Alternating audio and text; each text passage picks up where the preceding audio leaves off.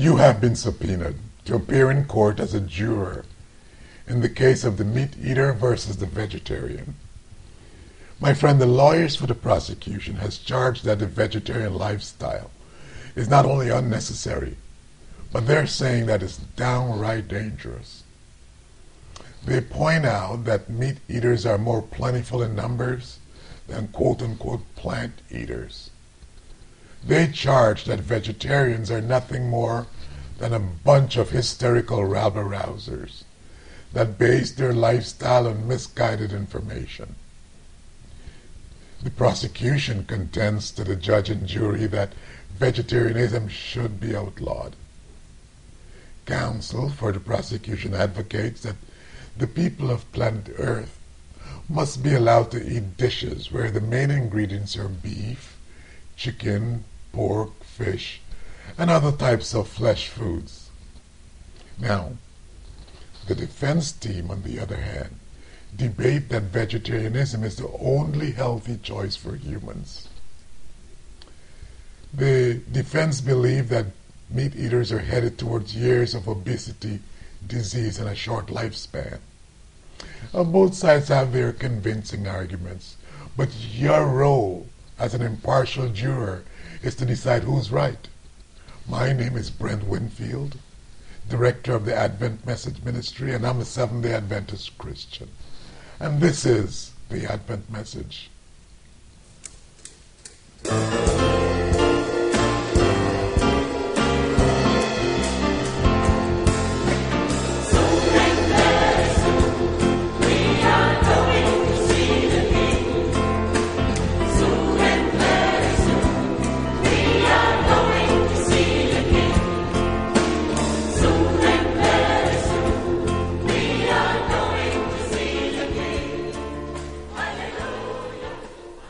The counsel for the prosecution, by the name of Liz O'Neill, begins.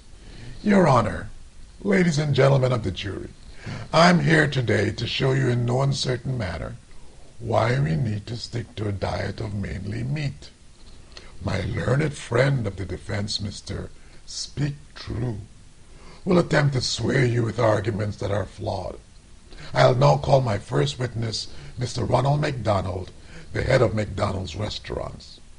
Mr. McDonald, please tell the jury something about the food you serve. Oh, thank you, sir, Ronald McDonald says with his painted red smile. You see, he's a clown who's dressed in a big frizzy-haired red wig, big floppy red shoes, and bright striped socks. It is my pleasure, ladies and gentlemen, to inform you that McDonald's target kids who nag their parents into getting them the latest in our army of worthless plastic toys. The junk food that we sell is almost covered up by the clever strategy of dangling toys to entice children into wanting the unhealthy and high-fat foods.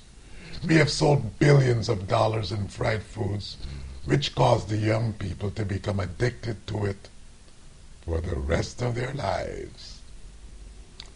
McDonald's is a stranger in the playground, handing out candy to children.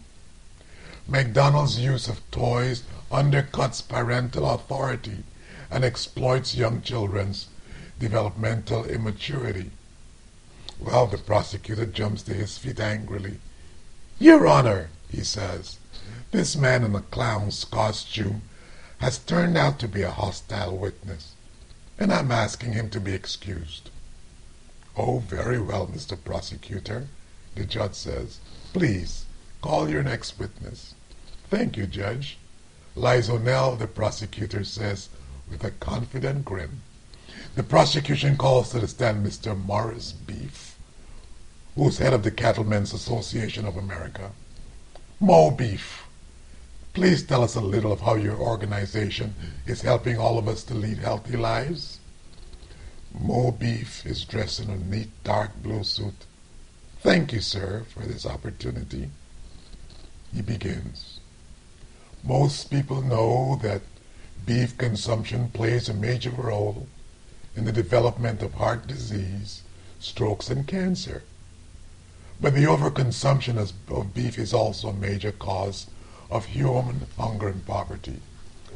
Deforestation, spreading waters, water pollution, global warming, species extinction, and animal suffering.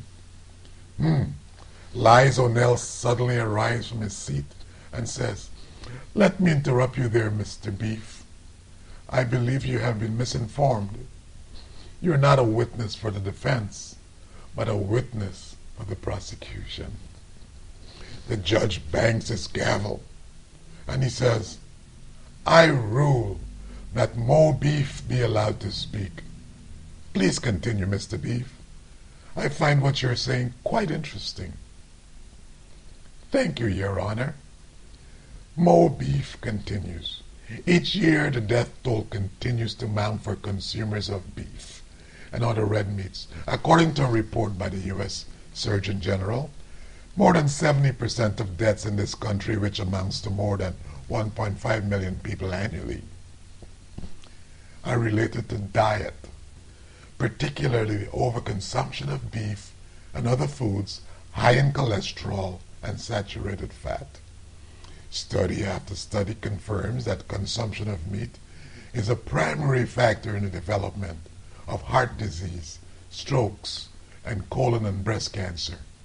The American Heart Association, the American Cancer Association, the National Academy of Sciences, and the American Academy of Pediatrics all recommend that people reduce their consumption of meat and other animal-derived foods and eat only grain, fresh vegetables, and fruit instead.